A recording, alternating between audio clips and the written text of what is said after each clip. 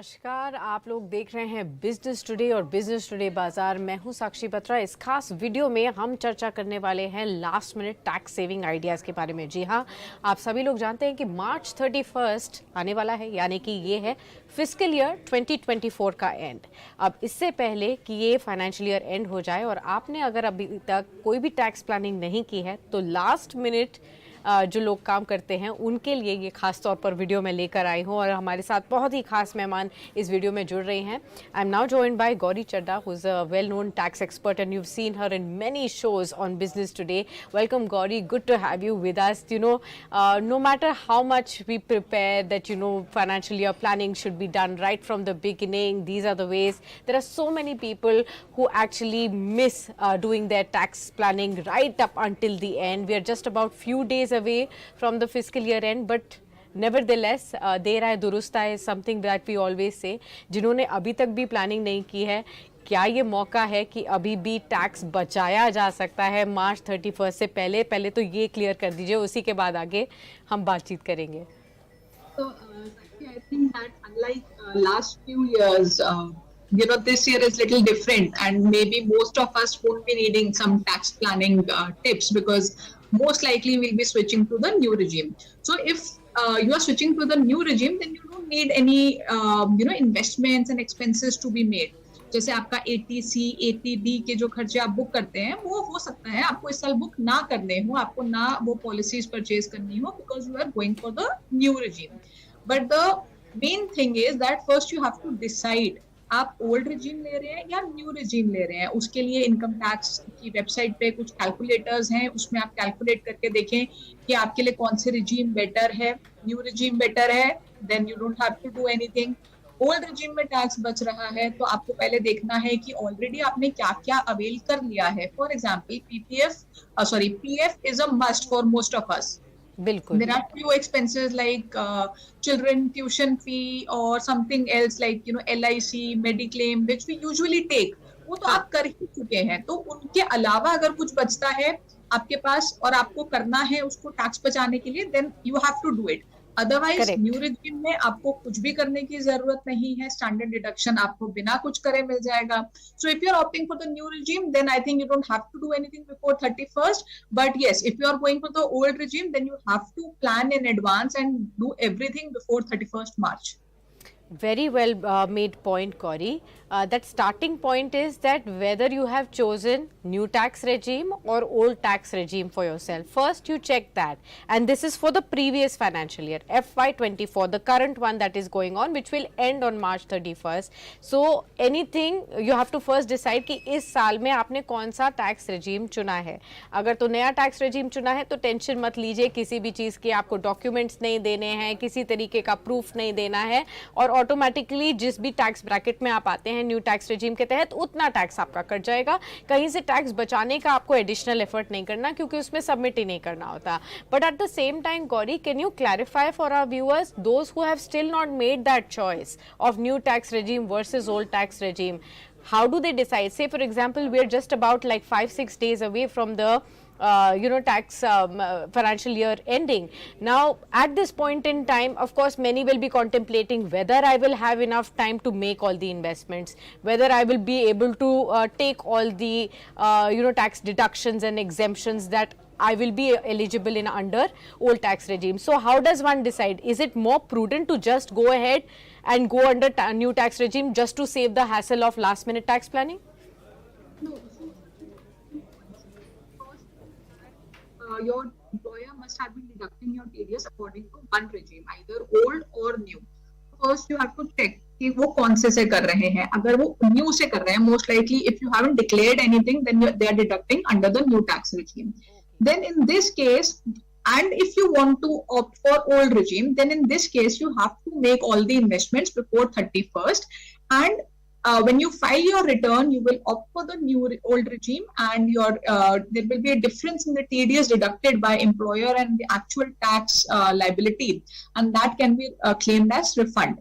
So now, if say the employer is deducting the TDS as per new regime and you are opting for old regime and आपने अभी तक investments नहीं की हैं, already हम 31st के बहुत करीब आ चुके हैं, so very few days are left. तो जल्दबाजी में आप कोई डिसीजन ना लें, बिकॉज अगर आप देखेंगे बहुत सारी इन्वेस्टमेंट्स ऐसी होती हैं, specially ATC is made in such a way कि आपकी उसमें जितनी भी इन्वेस्टमेंट्स हैं they all have very high lock in period. अगर हम लाइफ इंश्योरेंस की बात करें, यूलिप की बात करें, एफडीज की बात करें, जो टैक्स सेवर एफडीज हैं, ये सब बहुत हाई लॉक इन पीरियड की हैं। पीपीएफ, ईएलएसएस में सबसे कम लॉक इन पीरियड होता है 3 इयर्स का, बट वो इक्विटी लिंक्ड है तो उसमें वैसे ही आपको ज्यादा टाइम के लिए इन्वेस्टेड रहना चाहिए टू गेट बेटर रिटर्न्स। तो जल्दबाजी में आप कोई गलत डिसीजन ना लें कि आपने आज पॉलिसी ले ली। जैसे कुछ पॉलिसीज ऐसी होती हैं जिसमें आपने आज पॉलिसी ली तो आपको अगले 5 साल तक उसका प्रीमियम देना ही है, तो आप ऐसी किसी पॉलिसी में मत फंस जाइएगा just to save tax for this year. Basically आप कुछ 1000 रुपए बचाने के लिए कितनी बड़ी पॉलिसी ले लेंगे। आई think that comparison is a must कि आप यहाँ पे टैक्स कितना बचा रहे हैं और उसके लिए कितना आउटफ्लो आपका अगले कई सालों तक हो जाएगा। तो ये आपको देखना बहुत जरूरी है। और ये मत सोचिए कि आपने न्यू रिजीम के हिसाब से आपका टैक्स कट गया है तो आप ओल्ड में नहीं जा सकते, या ओल्ड के हिसाब से कट गया तो आप न्यू में नहीं जा सकते। तो this is yours, by filing your return you can choose whichever regime you want to, तो आपको उसकी टेंशन लेने की जरूरत नहीं है। चलिए, ये भी बहुत अच्छा इंपॉर्टेंट पॉइंट आपने दे दिया कि अक्सर लोग गलतियां कर बैठते हैं।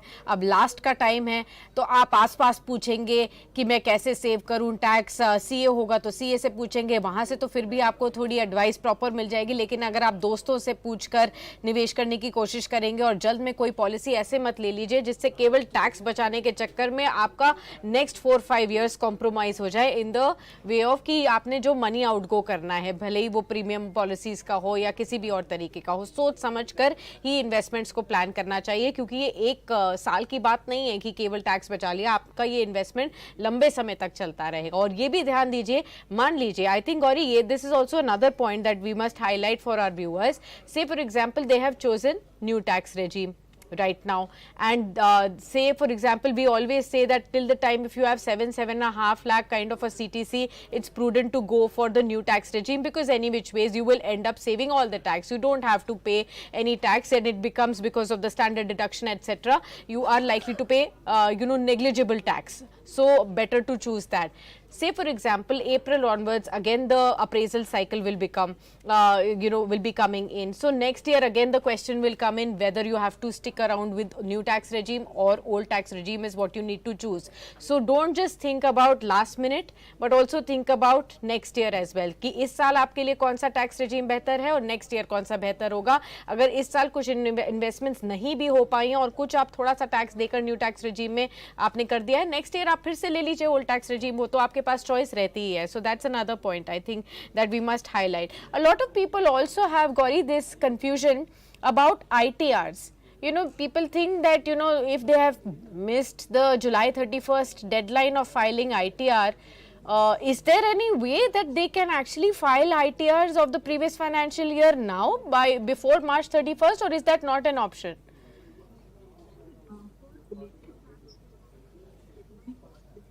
March. So earlier it used to be 31st, 31st December. Earlier it used to be 31st March, but now it has been reduced to 31st December. So now the belated return time filing is not there anymore. Even for revised return, the timeline was 31st December. तो अगर आपने belated या revised return भरनी थी, आपको 31st December तक कर लेना था. But now what you can do is you can file your ITR-U, which is a new concept, which was introduced 2 years ago.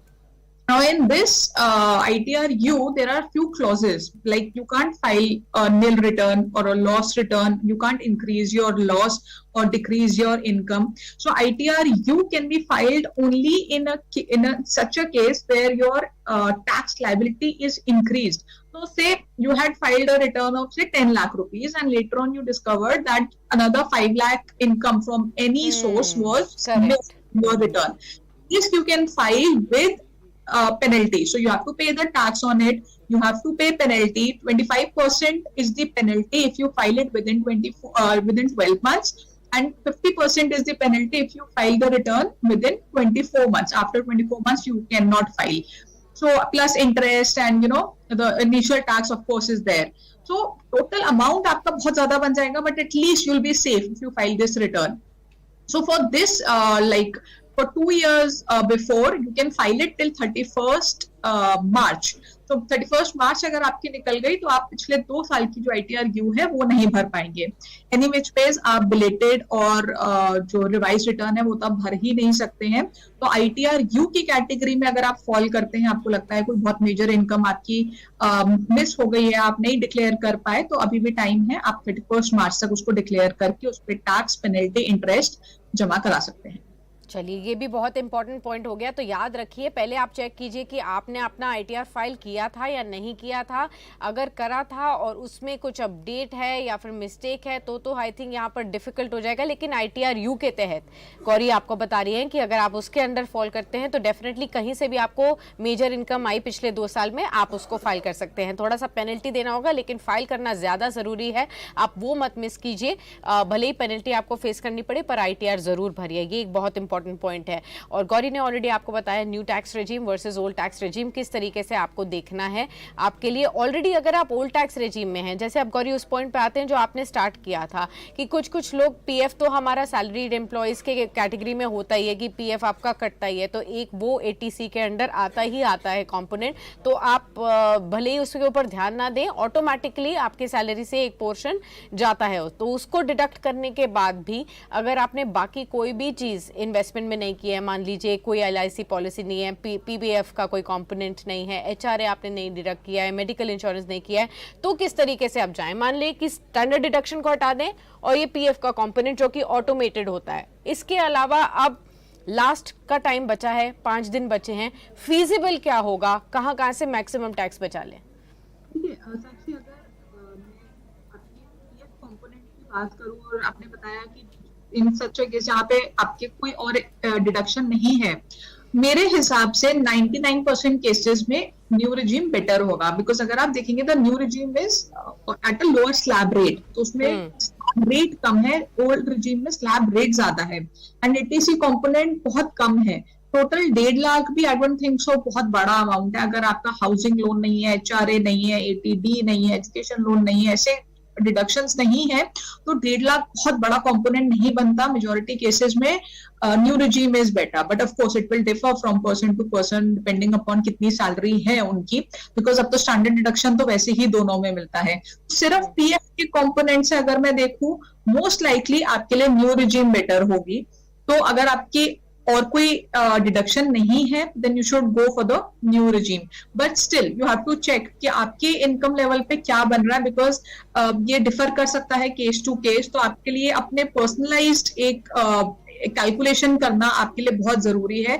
जो मैंने आपको बताया, आप खुद इजीली कर सकते हैं, आपको किसी की मदद की जरूरत नहीं है.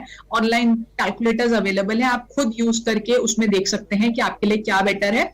और यही कैलकुलेशन आपके अगले साल भी काम आएगी, बिकॉज आपने देखा है कि इस साल बजट में there has been no change, तो सेम कैलकुलेशन आपकी अगले साल भी काम आएगी. तो आई थिंक यहाँ से आप एक से 2 निशाने मार लेंगे, ये साल भी देख लेंगे और अगले साल भी आप देख लेंगे. देखिए, तो एक तीर से 2 निशाने कैसे आपको करने हैं वो भी गौरी ने आपको बता दिया कि टैक्स प्लानिंग अगले साल के लिए भी आसान हो जाएगी. तो ये काम तो फटाफट कर ही लीजिए प्रायोरिटी पे. Gauri, very important point you mention कि 1.5 लाख रुपए तो आपको सीधा सीधा मिल सकता है, तो आप उसके ऊपर ध्यान दीजिए. पहले आप वो कवर कर लीजिए और उसके बाद में कुछ और देखेंगे. तो ATC का 1.5 लाख रुपए काफी ज्यादा अच्छा अमाउंट होता है. अपनी सैलरी से डिडक्ट करके अपना रिड्यूस करने का टैक्स कॉम्पोनेंट, उसके ऊपर जरूर ध्यान दे दीजिए. अगर PF का कॉम्पोनेंट हटाने के बाद कुछ 50-60 हजार रुपए बच रहा है, उसको आप फटाफट से किसी भी निवेश के ऑप्शन में डाल दीजिए. जैसे कि PPF बताया आपको कि एक अच्छा सरकारी योजना होती है, आपको आराम से इसमें 15 साल का लॉक इन जरूर होता है, लेकिन कंपाउंडेड एनुअल इंटरेस्ट का फायदा मिलता है, टैक्स सेविंग का फायदा मिलता है, हर स्टेज पर मिलता है. इसको तो आप डेफिनेटली देख ही सकते हैं. Gauri, the other thing that you mention that of course on the one hand there is risk of mis selling. One can approach insurance players, and there could be a chance that you may not need a policy that you may just end up getting in last few days. But if somebody is well versed, दोनों तरीके के benefit हो सकते हैं. आपके पास अगर अभी life cover और हेल्थ कवर नहीं है तो आप ले लीजिए, क्योंकि ये तो माना ही जाता है कि जरूरी है. अगर आपके डिपेंडेंट्स हैं तो ये दोनों चीजें, और अगर नहीं भी हैं तो हेल्थ इंश्योरेंस तो आपके पास होना ही चाहिए. किसी भी तरीके से if you go for it, on the one hand आपको प्रोटेक्शन मिल जाएगा, ऑन द अदर हैंड आप टैक्स बचा लेंगे. तो how does one approach the life insurance and health insurance part from the taxation aspect?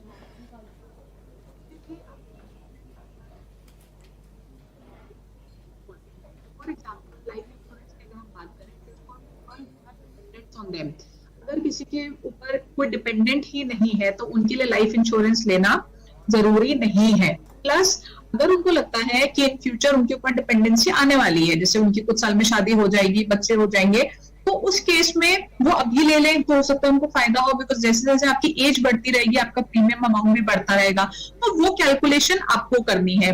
जहां तक मेडिकल की बात है, ज्यादातर कंपनीज आपको मेडिकल इंश्योरेंस देती हैं, तो आपको देखना है कि वो मेडिकल इंश्योरेंस आपके लिए सफिशिएंट है कि नहीं। If it is sufficient, I don't think so you need another insurance, medical insurance plan. But अगर वो सफिशिएंट नहीं है, then you should go for another plan, और maybe you have to check that maybe your parents have already purchased a plan for you. And can that be used to claim under 80D? Can the office Mediclaim policy? No. So if my parents have claimed, basically bought an insurance policy where I'm also covered, my parents will claim the deduction. I won't claim the deduction. But the thing is that I don't need two insurance policies. If I already have a family insurance, then I don't need another policy just to save tax. That is my point. Okay. Fair enough. So that's as far as insurance part is concerned. What is the other option before salaried investors? How does one really save last minute tax? What else should one remember? There are many sections in income tax line. Basically, if you take a loan for say education, for house property, or maybe you are donating something to charitable institutions, political parties, or you're paying rent, then HRA or Section 80GG is there.